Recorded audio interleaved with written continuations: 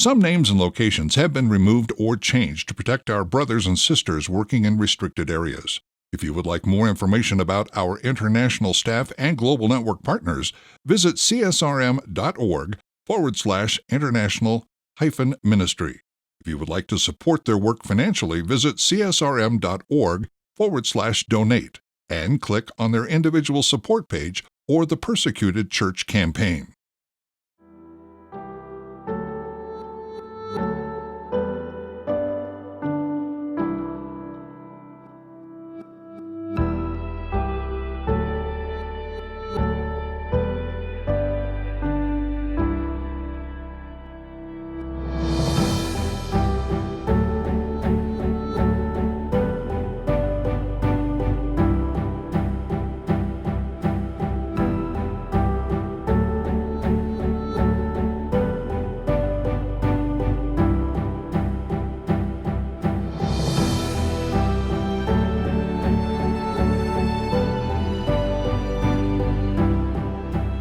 Hello again, everybody. My name is Dan Stoffer. I'm the Director of Church Relations with CSRM, and this is another podcast.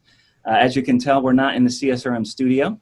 We are still in lockdown because of COVID-19, but it's also a great opportunity for us to continue talking about some of the great new resources through the Overwhelming Victory Press. And we have with us today both Dr. Greg Linville and PF Meyers, two authors of ours, and also staff members with CSRM. Guys, if you could go ahead and just say hello and then kind of maybe talk about your title, and then PF will dive in with some questions for you. Sounds good. Thanks. Yeah. Great to be here. Hello, everyone. You want me to jump in on that one, Dan? Yeah, tell us about the title of your book and also your role with CSRM, and then we'll turn it over to PF and talk about some of the resources that he would know that we should cover here. Very good. I shifted seats a couple years ago. It's hard to believe now. It's been a little over 2 years. And I'm working as the Director of Resource Development. And that may sound like to some people like I got to go out and raise a bunch of money, and I do. And I would love for anybody that would want me to send you a pledge card. I could do that. But so could Dan, and so could PF here. All of us are on the faith-based ministry. But this resource development has more to do with the resources that we're producing for other people. So in my role, I oversee 4 main resource development areas. The one that we're talking about, the Overwhelming Victory Press, that does our blogs, does our books, does all of that publication. That's both the Kindle, that ebook, as well as the hard copy book. And we're even starting to move towards translations into different languages and also some audio books in the future. The second role is with OVF, the Overwhelming Victory Flicks, of which this podcast is one. And we also use this, so it's a weekly podcast. We also have what we call our Tuesday Talks, and they're once a month, and we talk more in depth. It's a little bit more like a webinar where people can tune in and ask questions of some of the presenters. And we just completed a series on the COVID conversations about what's happening around the pandemic. And we're in the future going to be talking about sport to people that have a little bit more of a need emotionally, physically, kind of that challenger baseball league, those kind of things. We're going to be talking about the churches that don't have the resources of facility or funding. They may have a few less people attending than some other churches. So these are some of the deeper things that we do when we talk on those Tuesday talks. And then OVF also produces the video and audio portions of our master's level, what we call the Agone Institute of Sports Ministry. And Agone is a Greek word for the athletic experience that you find in the New Testament. So those are the 3 things that I do exclusively for CSRM. And then the 4th thing, in conjunction with CSRM, with the REACH gathering, the annual international gathering of sports ministers. And I oversee kind of a coordinator for all the content that goes into the tracks, the presenters, the main session plenary speakers, helping reach with that, of which both of you guys, you're going to do that, don't you, Dan? Don't you, PF? You're going to speak next year at that Reach gathering. Can't wait for that. Excited to see everybody in person after this year, and I think it's going to be great. PF, if you would, we would love to hear about your title with CSRM. Yeah, so I'm the international director, and I was originally at first what we call a global network partner. So as I shared in the previous podcast, I oversee between 15 and 20 international staff and global network partners, or G&Ps. And G&Ps are those who like to have CSRM in their toolbox, so to speak. We don't exclusively have anyone that necessarily comes and works with us. Even all of us on this call, we're working with other organizations and ministries too. And so a global network partner is someone who wants to be a part of what God is doing around the world to use sports, recreation, and fitness ministry to equip churches to change lives through those sports. And so I was originally a G&P, and then even while Greg was the director, he approached me to lead the G&P program initially, and then a few years later to step in as the international director. And so I have a great privilege, and I'm very thankful and humbled to be able to do that. And as you just heard, I think what we stand for with CSRM is the local church. And we have so many great resources that are part of that. And both these men just shared that. That's what we're all about. And during our last podcast, PF, you shared about your book, The Life of the Shoe. And we learned a lot from that.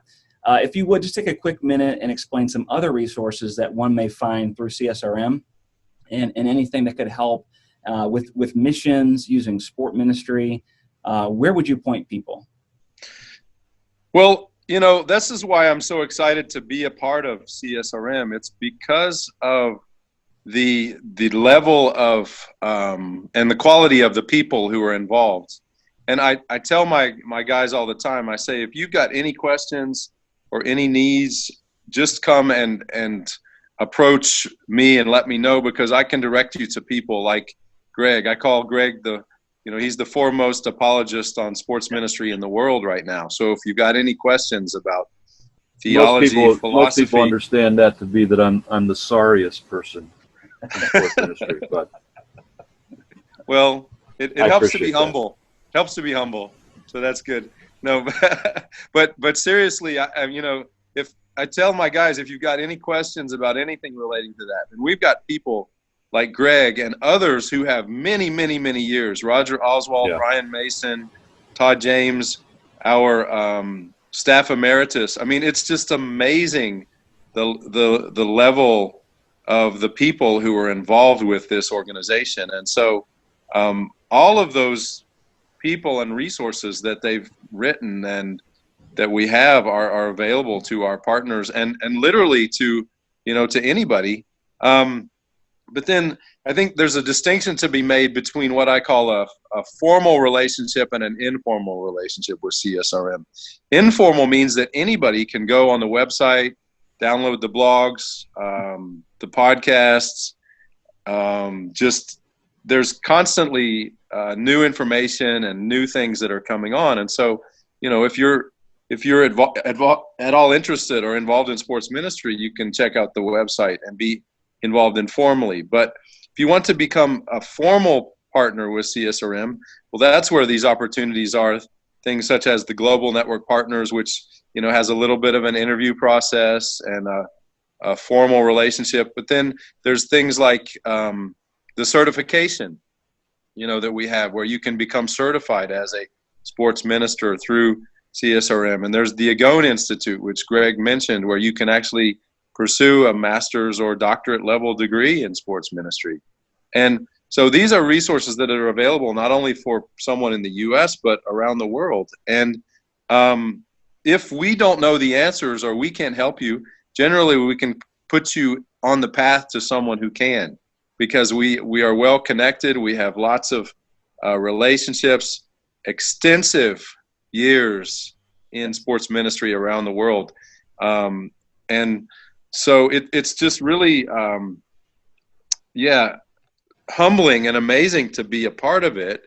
And so that's why if you are at all considering even just starting out in sports ministry, you don't know where or how, well, contact us. If you've been in sports ministry for years, but you don't know where to go or what to do next, contact us. If you just want to be a part of a network or a family, that's what I also tell our guys. I say we're developing a community, a family of people. So we're standing beside each other, encouraging one another, praying for each other, sharing ideas, sharing our struggles. And so that's, I think, one of the greatest benefits of then getting involved with CSRM formally. You can do all that informally, but when you do it formally, then you become a part of the intentional family through a relationship that then you can build and develop your ministry. And it's all about God's calling. We want people who are called to this, who are not just doing it out of, I don't know, just trying to figure out what to do. That's where you start, I think. Yeah. But then as you become intentional and say, hey, this is where God is calling me to serve the local church through sports ministry. I have gifts and talents that I believe God wants to use. Well, connect with CSRM. That's one of the best things you can do, I think. And I think you make a great point in terms of the resources. Sometimes we think of resources as books or videos or equipment, devotionals or something. But I think one of the strengths that you brought out about CSRM is the people. So people that are interested in knowing how to plant a church using sports rec, well, Dan, that's what you're doing. Anything in the international is the premier person in the international world that we have, and PF is right there with them.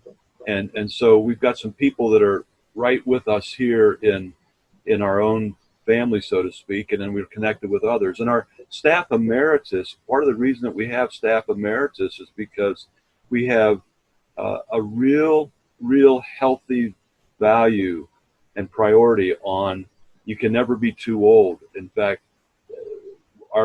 we have 3, I think, that are international and 3 that are on the domestic side of America. Has mentioned some of them to you. Dan has mentioned some of them to you, and we are really trying to help those people stay fresh and stay out there. So come and grab hold of these people. That's what we're here for. Our resources are people, as well as the books and the blogs and the videos and all that we're doing. Yeah, I just want to encourage you, check us out online through our website. That's probably a great place to start, and CSRM.org. And also want to encourage you on social media. You can find us there through those channels as well. Well, PF, thank you so much for sharing some of those resources there. And we're going to switch gears. And Dr. Greg Linville, let's talk about your book this time. And I just want to start off with a very interesting title, because it says The Saving of Church Sports. So let's just start there. And I would just ask the question, well, why does church sports need to be saved? What's going on? What's your book about? And we'd love to hear more of your thoughts on that. Yeah, it's not only church sports, but it's sports ministry in general. And the title kind of has that double meaning. It describes what the sports ministry world, the sports outreach world, actually does when they go and, quote, save somebody. This is a spiritual reference to them coming to faith. And then through that, by identifying what's happening, what the trend is, what we see going on, there's a sense in which we feel like the whole movement or the whole community, the sports outreach community, needs to be saved almost from itself. And so to break that out just a little bit, we have two phrases that we use: a day's decision or a dedicated disciple. And so the question really lies in there: are we called to go get somebody saved, or are we called as a Great Commission to go and make disciples?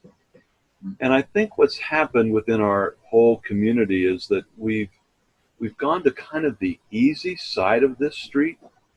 And what that looks like is that we have a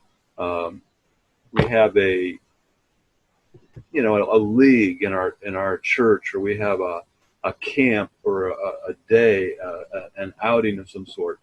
And at the end of that, we have somebody, usually some celebrity athlete or coach, that gets up in front and says, "I accepted Jesus, and so should you." And so raise your hand if that's you, or fill out this pledge card. Now, we don't mean to say that that's unimportant or unbiblical or anything, but where we have more of a question about it, a concern about it, is that it ends there. And that Roger Oswald has said, a lot of our mission teams, they blow in, they blow up, and they blow out, meaning they blow into a community, they play a game against somebody, at halftime they blow up, they talk about faith in Christ, and then within 24 hours, sometimes within 24 minutes, they're blowing out of there. And what are we trying to do? Unless that group has come in and been part of a local church, then that outreach is done through the local church, and those people are then given an opportunity to continue to develop in their faith. We don't know what God's going to do in those situations, but I'll give you this one little quick example, and it was that I was the sports minister at a local church, and on a Monday morning I walked in my office. I had about 250 cards on my table that had been filled out by high schoolers that had attended a big event, a mega event that weekend, where a pro athlete had shared their faith. And these cards were cards that they indicated, "I accepted Jesus as my Savior."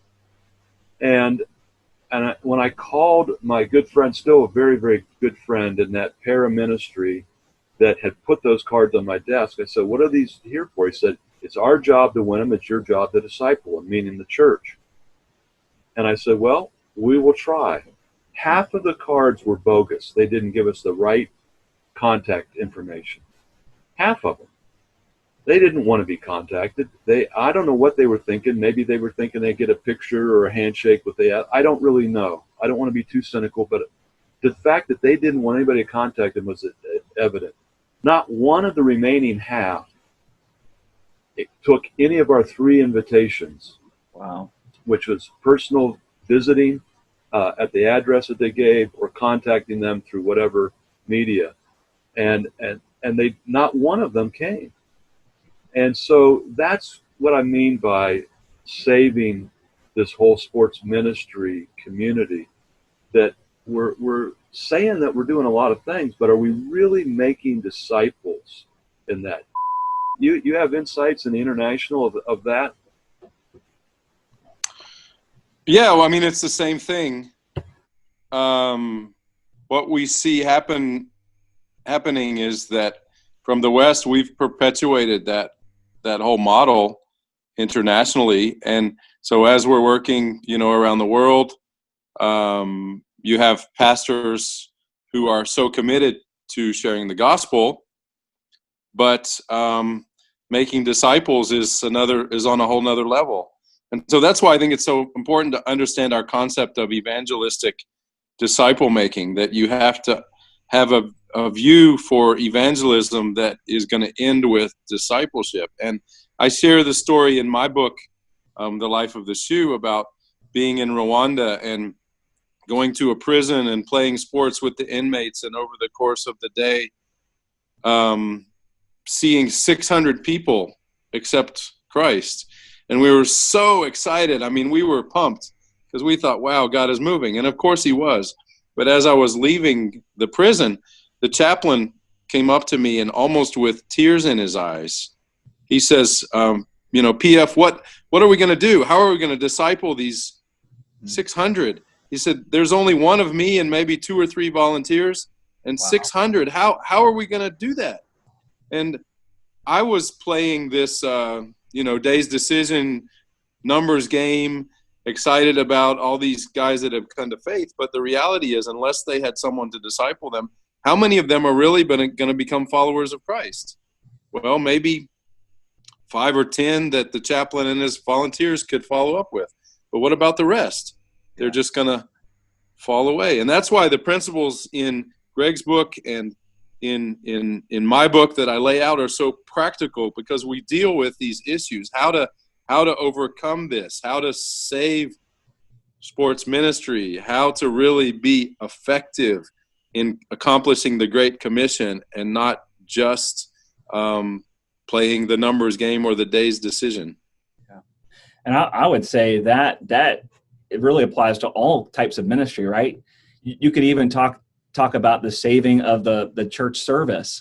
So much of that is based upon numbers and people committing to Jesus. And then PF, with what you just shared, the lack of follow-up, or not even being able to follow up when all these people say that they have accepted Christ. And so I think these are great resources.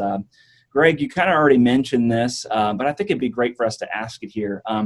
Who is this book for, or who should purchase this book as a resource to help them to do any sort of ministry? Yeah, it's not going to be a bestseller.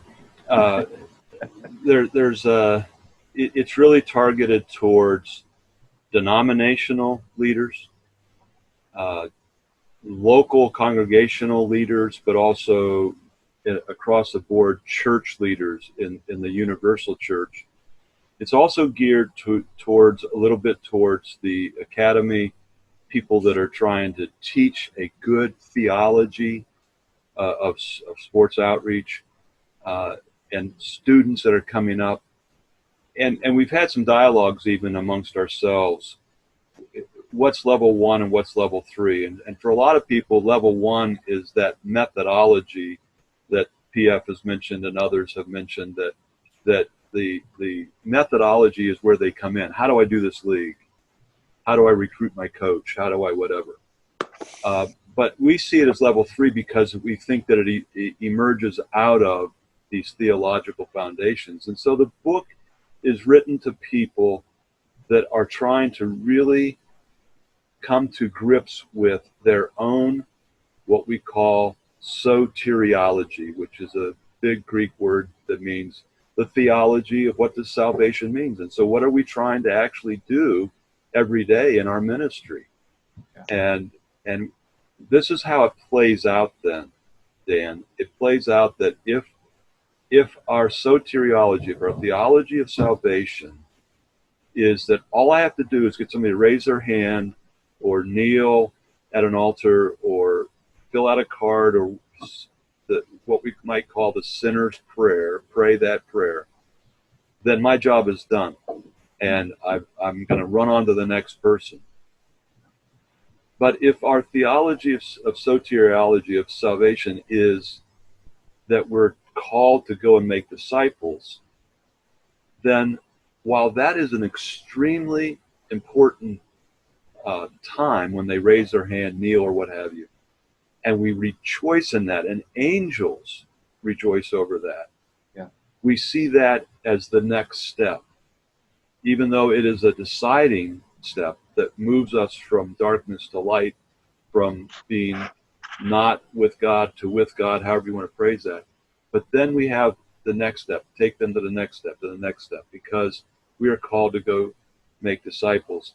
And in that passage, it's called the Great Commission, the last couple verses of chapter 28 in the Gospel of Matthew. If you follow that, it says, go into all the world. This is what we're doing, going to all the world. Yes. Make disciples. And then it gives an explanation of that. It says that we are to baptize them. And how many of our ministries take the time to then educate and inform people about what baptism means, and then actually perform the baptism?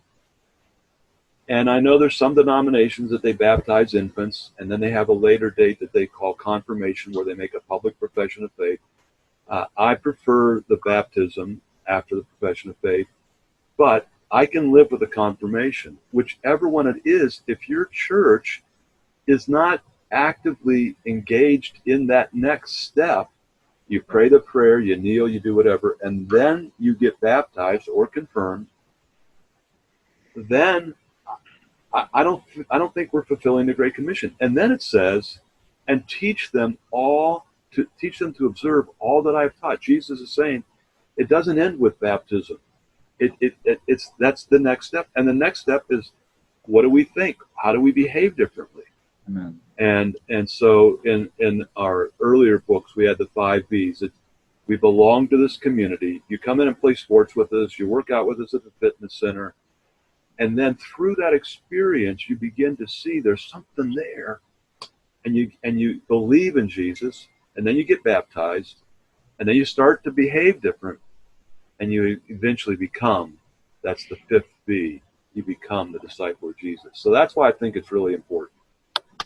Yeah, I think we both just heard from PF and Dr. Linville. This is something that is so important for any sports minister to think through. In our churches, we struggle with that phrase, next steps, right? We get them in the door through some program, through some outreach, through some sports ministry, but then helping them to take their next steps with Jesus. And Greg, you used a great word, and to be patient with that. It can take a long time for someone to truly be following Jesus. They may have come to him with salvation, but Greg, you just talked about, that sanctification process. That's a long process. And I just want to tell you, if you're listening to this podcast and you just want to talk about any of this sort of process of what you can do in ministry with your sports ministry or just your church in general, we are here for you. CSRM, this is our heartbeat. And hopefully you're hearing that. We just want to help kind of talk through all that. And I think that'll help us to really help churches take their next steps. Dr. Linville and PF, I'm going to ask you each one more question. I think this is just really, again, just kind of playing off the heartbeat of CSRM. But what final words would you have for this podcast here to the sports minister who's just overwhelmed right now, trying to think through next steps, maybe doesn't see a lot of fruit? What encouraging final words through this podcast would you share with that sports minister? PF, we'll start with you. Sure. Well, I've actually had the privilege to contribute to Greg's book as well as writing my own.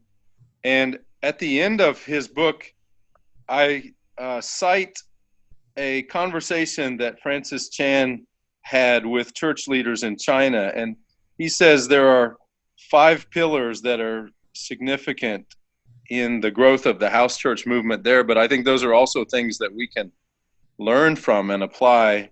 And so I think these are things that encourage me and help me to stay on track. And that's why I think they're relevant and a good answer for your question. So the 5 pillars are a deep commitment to prayer. We've got to have that attitude in our own heart. And I know sometimes we struggle and we get overwhelmed and we don't even feel like praying. Well, then ask someone else to begin to pray for you. But don't dismiss that. Then a commitment to the Word of God. That's where we get our direction. That's how we make disciples, is through the Word of God.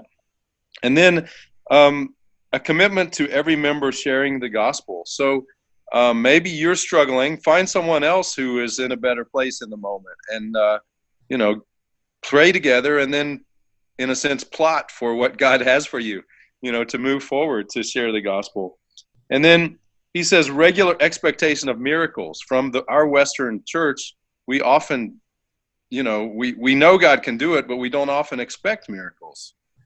And so I think we have to go back to the basics of our faith, read how Jesus responded to people, and expect God to do great miracles. And it may be through circumstances. It may be a miraculous healing, but it may be just through circumstances that he lines up and ordains. And then the last one, he says, embrace suffering for the glory of Christ. So whatever struggle you're going through, whatever you're suffering with, realize that God has not forsaken you, that he is with you, that he's in there, but that he wants to use this in your life to draw you closer to him, but also so that you can truly bring glory and honor to him even more directly. And so those are things that I've started to reflect on more, even after I, was able to refer to them in the book, that have really been a great encouragement to me and have helped me to stay on track and on target with what God is calling me to do. So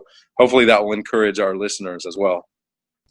Great. Well, and PF mentions that he's contributed my book, and that's one of the things about OVP that makes us a little different. And we describe it, Dan, as like a sports broadcast. There's a play-by-play person who's kind of given point by point, and then we have the color analysts that come and add some things to the play-by-play. And so I was the play-by-play for a couple of these books, and PF and other people, Dr. Vicki Byler, Greg English, and others have contributed their contributing authors for those books. And then I was a contributing author for PF's book, and I can't tell you what a joy it is for us to create this body of work together. Yes. And we're really looking forward to some of these next things.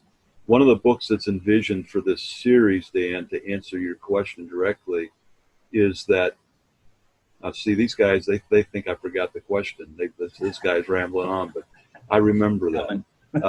Coming. So the what was the question? No, the idea here is that when we are envisioning this series of books, that one of those books we're talking about is the inner life, or the personal life of the sports minister. And you have to have your own walk with Jesus. You have to have your own family and marriage. You have to have your own health. You have to have your own emotional and psychological well-being. And so you can't do ministry if you're not being ministered to, and you're not taking care of who you are as well. And so if you really are struggling with some things, make sure you're getting help. Make sure that you're surrounding yourself and help. I don't want us all to think that we're crazy or we're sinful or anything. We just all need it. And so that's something that I would really, what you had said earlier, Dan, reach out to us. Let us know how we can be of help to you.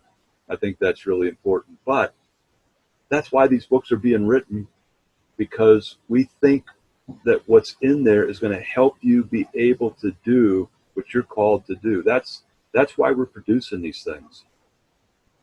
And those are wise words. I often think about Jesus. It says in Luke 5:16 that he would often withdraw to lonely places. If Jesus needed to take care of himself through prayer and through rest, we in ministry have to as well, and especially those in sports ministry, as fast-paced as that is.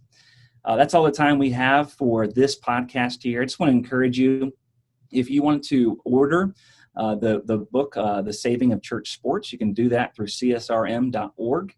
Just go ahead and click on the resource tab there. You can order it there, or through Amazon. And this will also be available through Kindle. Greg, is it already available on Kindle right now, or will that be in the future? I don't know. If it's not, it soon will be. It is. Your book and my book are both available on Kindle. So. All right. So through last time I checked, which was yesterday. Very good. Amazon, through CSRM, and it's also available via Kindle, The Saving in Church Sports, and PF Meyer's book, The Life of the Shoe. We really appreciate you tuning in. Greg, PF, thank you so much for your time. Thank you, Dan. Thanks, Dan. You're welcome.